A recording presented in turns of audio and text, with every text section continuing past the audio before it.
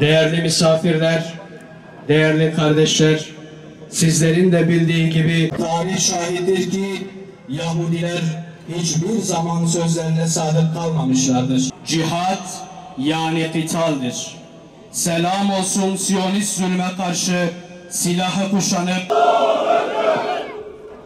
Değerli misafirler, programımı yine Peygamber sevdaları adına Üzeyir Yuva hocamız basın... Zalimler niçin yaşasın cehennem? Zalimler niçin yaşasın cehennem? Zalimler niçin yaşasın cehennem? Diyor ki ey iman edenler, Yahudileri ve Hristiyanları dost edinmeyin. Çünkü onlar birbirlerinin dostudurlar. Peki Cenab-ı Allah Celle Celaluhu Müslümanlar içinde yardım وَاَعْتَسِمُوا بِحَبْلِ اللّٰهِ جَمِيعًا وَلَا تَفَرَّحُوا. Hepiniz birden Allah'ın ipine sarılın. Hepiniz birden Allah'ın ipine sarılın. Ayrılığa düşmeyin. Hatta bunlardan biri kızını alamıyor. Yani öyle bir gaza gelmiş, öyle bir şeye gelmiş ki kendi yani liderinin yanında Cihat, şehadet! Cenk, cihat, şehadet! Cenk, cihat, şehadet! Bismillahirrahmanirrahim. Elhamdülillahi Rabbil alemin. Esselatu vesselamu ala seyyidina Muhammedin ve ala alihi ve sahbihi ecmain. Değerli kardeşlerim, bacılarım, hepiniz hoş geldiniz. Rabbi Zülcelal ecrinizi kat ve kat fazlasıyla versin. Elimizden maalesef bu geliyor. Basın açıklaması, 5-10 dakika konuşma. Elinden bir şey gelenler ise maalesef elinden geleni yapmıyorlar. Peygamber Efendimiz Aleyhisselatü Vesselam bir hadis-i şeriflerinde şöyle buyuruyor. Diyor, Muhammed'in nefsini kudret elinde tutan zata yemin olsun ki her kim bu Kur'an ile amel ederse Allah onu aziz kılar. Her kim de Kur'an'ı terk ederse Allah onu zelil kılar. Bugün içerisine düştüğümüz bu zelil hal, bu perişan hal, Yüce Rabbimizin kitabı Kur'an-ı Kerim'i terk ettiğimiz içindir. Bakınız, hayat kitabımız Kur'an-ı Kerim'de Rabbi Zülcelal Yahudilerden bahseder. Neredeyse Kur'an'ın 1/3'e yakın bir kısmı Beni İsrail'den, onların hainliklerinden, peygamberlerine karşı kötü davranışından bahseder. Neden acaba? Niçin Cenab-ı Allah Celle Celaluhu bu kadar fazla bahsetmiş? Bu ümmetin imtihanı Beni İsrail'dir. Değerli kardeşlerim, ümmeti Muhammed'in imtihanıdır Beni İsrail. Bu imtihan bir kısmını a'lâ-i illiyine çıkaracak, mukarrebun meleklerin yanına çıkaracak, Allah'a yaklaştıracak, bir kısmını da esfel safiline götürecek.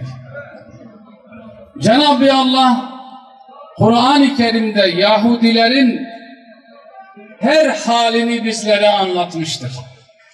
Bakınız, ayet-i kerimede Cenab-ı Allah Celle Celaluhu bizi ikaz ediyor.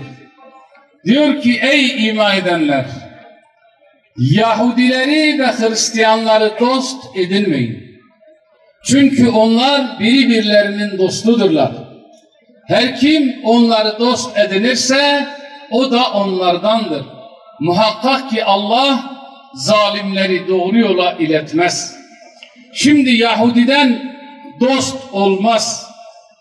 Hristiyandan dost olmaz. Cenab-ı Allah Celle Celaluhu böyle buyuruyor.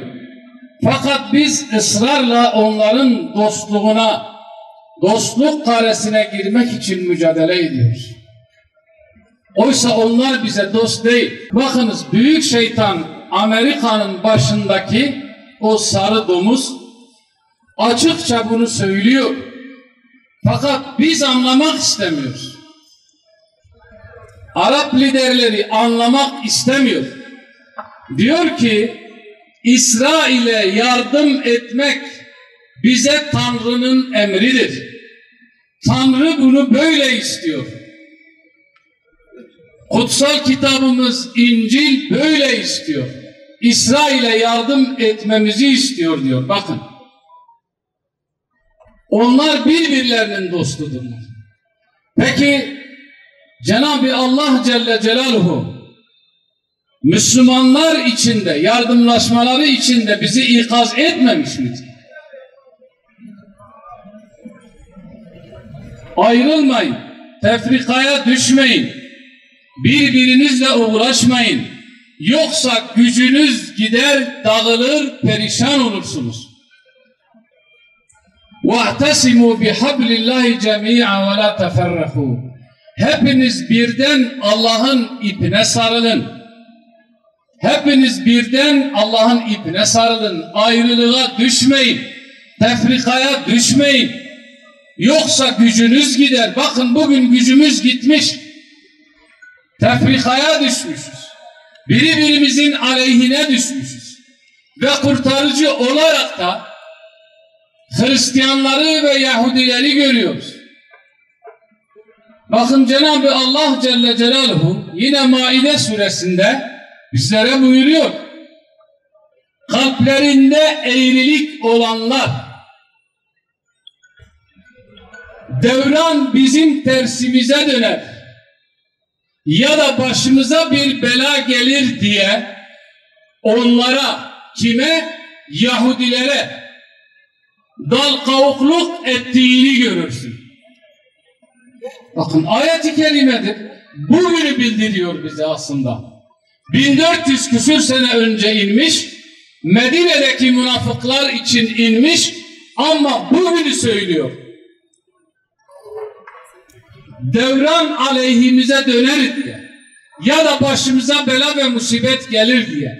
Yani saltanatımız elimizden gidebilir.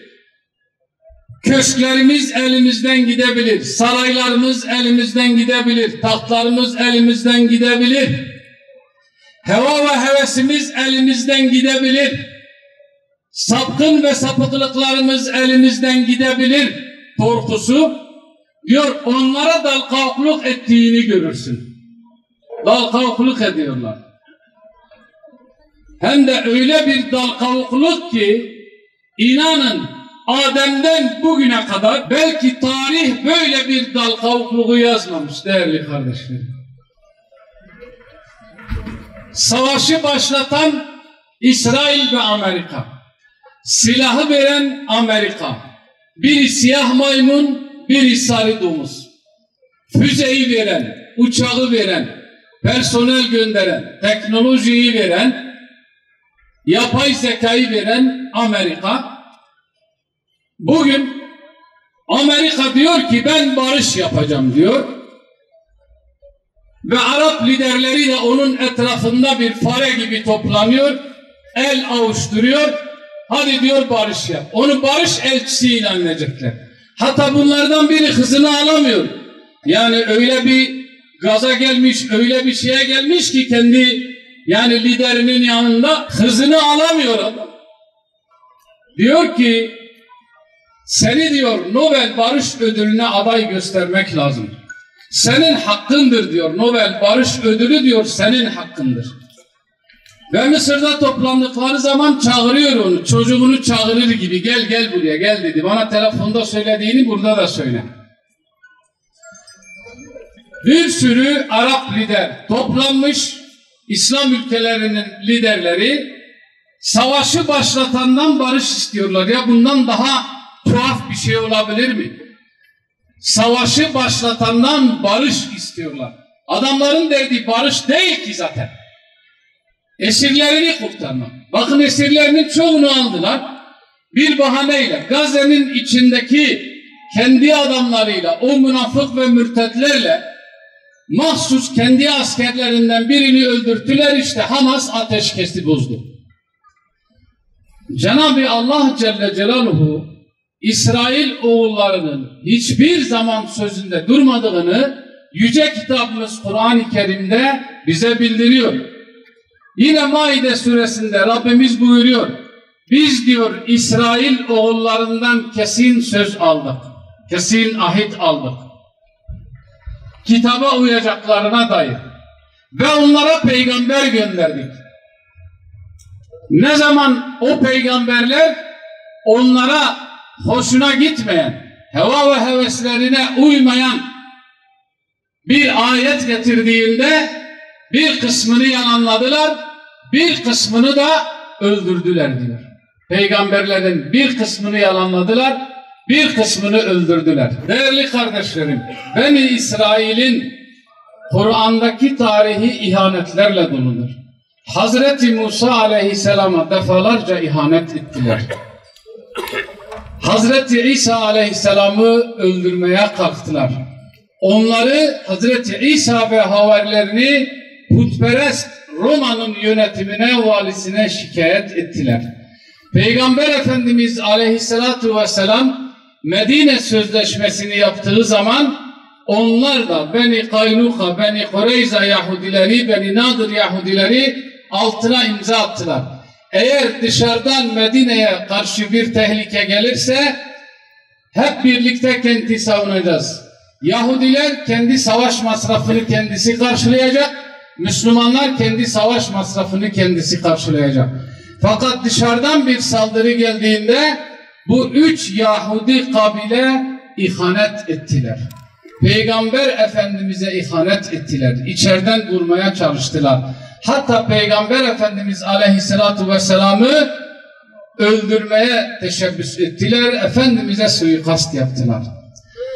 Cenab-ı Allah Celle Celaluhu Kur'an-ı Kerim'de bunlardan bahseder. Medine'deki Yahudilere hitap ediyor. Fakat anlattığı 3000 yıl önceki Yahudiler. Neden? Çünkü değişmemişler. Bugün de değişmemişler. Dünyayı kana bulamak istiyorlar. Dünyada büyük bir fitne ve fesat çıkarmak istiyorlar. Fakat anlamayan biziz. Anlamak istemeyen, daha doğrusu anlamak istemeyen biziz. Basit dünyalık hesapları yaparak anlamak istemeyen biziz. Dünyada büyük bir fitne ve fesadın önünü açıyorlar bunlar. Asla sözünde durmazlar. Bakın Birleşmiş Milletler'in hangi kararına İsrail uydu? Hiçbir kararına uymamış. Hiçbir kararına. Ve bir Allah'ın kulu da, bir ülkede Birleşmiş Milletler'in başlarındaki o kuklalar da sadece kınıyoruz. Kınayın. İsrail'in umurundadır. Kınayın. Hiçbir yaptırım yok. Çünkü Birleşmiş Milletler'i kuran kendileri, NATO'yu kuran kendileri. Daha bundan 3-4 gün önce Brezilya'da uyuşturucu çetelerine yönelik ciddi bir operasyon yapıldı. 150'ye yakın uyuşturucu tüccarları öldürüldü. Birleşmiş Milletler hemen bir açıklama yaptı. Çok endişeliyiz. Beyefendiler çok endişeli. Ama büyük şeytan Venezuela Cumhurbaşkanı'nı devirmek için uyuşturucu kartellerini bahane ederek en az bu bir ay içerisinde 10'a yakın gemiyi batırdı, öldürdü, içindeki mürettebat ve yolcularıyla beraber. Sebep uyuşturucu taşıyorlar. Ama Birleşmiş Milletler endişelenmedi. Gazze'de yüz binlerce yaralı var, Birleşmiş Milletler endişelenmedi, endişelenmezler de. Onun için bizim ilacımız bizim kendimizdedir değerli kardeşlerim. İlacımız bizdedir. İlacımız Amerika'da değil, ilacımız İsrail'de değil, Avrupa'da değil. Bakın 1442'de ve 1660'da. Birincisi Sultan II. Murat döneminde ve sonrasında.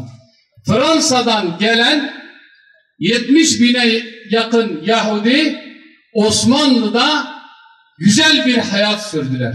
1660'da İspanya'dan, Ukrayna'dan ve Polonya'dan gelen 250 bine yakın Yahudi Osmanlı topraklarında azınlıkların haklarından faydalanarak hem eğitimlerini hem ticaretlerini devam ettirdiler. Karşılığı ne oldu peki? Sultan Abdülhamid Han'ı tahtından indirmek. Bunların bahtı yok. Bakın, Kuzey Kıbrıs Cumhuriyeti hangi Müslüman ülke tarafından tanındı? Hangi Müslüman ülke tarafından tanınmıyor? Ama Rum yönetimi hepsi tarafından tanınıyor. Sebep? İşte tefrikaya düştük, ayrılığa düştük, gücümüz gitti, paramparça oldu. Afganistan, yalın ayak, baldırı çıplak o mücahitler büyük şeytanı oradan rezil bir şekilde kovdular. Ama hala tanıyan bir tek Müslüman ülke yok. Bu yazık değil mi? Rusya tanıyor, Çin tanıyor. Ya yazık değil mi bu bize ya? Bizim ilacımız bizim kendimizdedir. Ne zaman bir olursak, İslam birliğini kurarsak, İslam ordusunu kurarsak, inanın bunlar Müslümanların önünde duramaz. Çünkü Allah Celle Celaluhu kitabımızda öyle buyuruyor. Diyor ki onların, yani Yahudilerin sizden korkusu Allah'tan korkusundan daha fazladır. Çünkü bu onların akıl etmez bir topluluk olmalarından dolayıdır. İşte Gazze'de görüyoruz. O askerlerin nasıl bir psikolojiye girdiklerini, kafayı yediklerini görüyoruz. Bir avuç Müslüman ayağında ayakkabı yok, çıplak ayakla onlara geçit vermedi. Peki her tarafı yıktılar. 100.000'den fazla Müslümanı şehit ettiler. Bu Cenab-ı Allah'ın bir takdiridir. Cenab-ı Allah içinizden şehitler edilmek için diyor. Ama ileriki tarihte bundan 20 sene 50 sene sonra gelecek nesil diyecek ki bunlar yiğittiler, direndiler, özgürce savaştılar, teslim olmadılar. Tekbir! Tekbir! Tekbir! Ama onlara ihanet eden, onları sırtından hançerleyenler ise lanetle anılacaklar. Şimdi hepsi birden, birkaçı müstesna aynı koro, Hamas silah bıraksın, Hamas silah bıraksın diye. Ancak kendileriyle anlaşma yaptığınız müşrikler şayet anlaşma şartlarını tamamen yerine getirir, size karşı hiçbir menfi harekette bulunmadıkları gibi aleyhinizde kimseye arkada çıkmazlarsa onlarla yaptığınız anlaşmalara süreleri doluncaya kadar riayet edin. Şüphesiz ki Allah sözünde durup haksızlıktan sakınanları sever. Tevbe suresi 4. ayet. İzzeti kuşananlara selam olsun. Zalimlerin karşısında dik duranlara selam olsun. Mazlumların safında yer alanlara selam olsun. Gazze'de yaşanan soykırıma seyirci kalmayanlara selam olsun. Selahaddin Eyyubi ve Abdülhamid Han'ın torunlarına selam olsun. Değerli basın mensupları, duyarlı halkımız, kıymetli katılımcılar, aziz dava arkadaşlarım, insanlık hasiyetinin yükünü yüklenen kardeşlerim, arabulucu ve garantör ülkelerin çabalarıyla Mısır'da yapılan müzakereler sonucu 9 Ekim 2025'te Gazze'de ateşkes sağlanmıştır. Ateşkesin üzerinden daha bir ay geçmeden işgal rejimi ateşkesi ihlal edecek her yola başvurmaya devam etmektedir. İşgal rejimi ateşkesin olduğu tarihten bu yana Gazze'de en az 150'ye yakın ateşkes ihlali yapmıştır. İşgal rejiminin ateşkesi ihlal etmesinden dolayı Gazze'de mazlumların kanı akmaya devam etmektedir. Gazze'de işgal rejimi kadın, çocuk, bebek ve sivilleri katletmektedir. Ateşkesin olduğu tarihten bu yana en az 200'e yakın Filistinli kardeşimiz şehit olmuştur. Siyonist işgal rejimi ateşkes antlaşmasını sistematik olarak ihlal etmekte ve sınır kapılarından yardımların girişine engel olmaktadır. Gazze'ye ulaşması gereken yardımlar anlaşma miktarının çok altında, kısıtlı ve yetersiz ulaşmaktadır. Ateşkes antlaşmasının şartlarını yerine getirmeyen işgal rejimi Refah sınır kapısının açılmasına engel olmaktadır. Anlaşma kapsamında Gazze'ye gönderilmesi gereken yardımların çok altında yardım girişi yapılmaktadır. İşgal rejiminin engelinden dolayı kısıtlı yardım girişleri Gazze halkının ihtiyaçlarını karşılamakta yetersiz kalmaktadır. Gazze'de ateşkes anlaşmasına rağmen insani kriz gün geçtikçe derinleşmektedir. Gazze'ye gıda, ilaç, temiz su ve insani ihtiyaçlar yeterli miktarda ulaşmamaktadır. Ekim 2023'ten bu yana işgal rejiminin aralıksız saldırılarından dolayı Gazze hayalet şehre dönüşmüştür. Gazze'nin %90'ı enkaza dönüşmüş. Şehrin alt ve üst yapısı yok edilmiştir. Bunun neticesinde Gazze'de çeyrek milyon ton çöp birikmiştir. Lağım suları sokak ve caddelere sızmaktadır. Temiz suya erişim imkansız hale gelmiştir. Gazze'de halk sağlığı tehlike altına girmiştir. Gazze büyük bir çevre tehlikesiyle karşı karşıya kalmıştır. İşgal rejimi bombalarla katletmediği Gazze halkının salgın hastalıklarla katletmeye çalışmaktadır. Gazze'de 70 binden fazla hepatit vakası meydana gelmiştir. Filistinli kardeşlerimiz Gazze'de tıbbi yetersizlik yüzünden tedavi olamamaktadır. Sınır kapılarından geçişler engellediği için Gazze dışında tedavi olması gereken yüz binlerce yaralı, hasta ve salgın riski altında olan kardeşlerimiz ölüme terk edilmektedir. Gazze'de enkaz altında 10 binden fazla şehidin naaşına ulaşılamamaktadır. Şehit naaşlarına ulaşmak için gerekli ekipmanın sağlanması gerekmektedir. Zorlu kış şartları yaklaşmaktadır.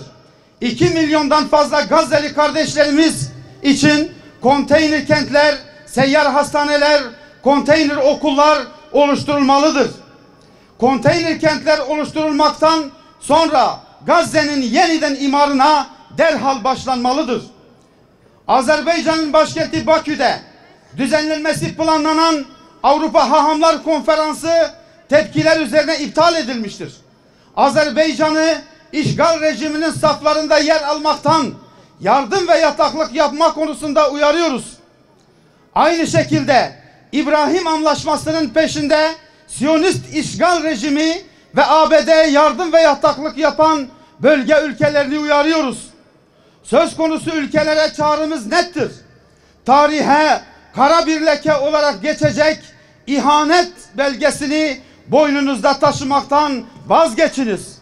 Celladına aşık mahkum misali olmaktan çıkın. İstikbal, istiklal ve ahiretinizi tehlikeye atmayınız. Nutuk atmak ateşkes anlaşmasının şartlarını sağlamıyor.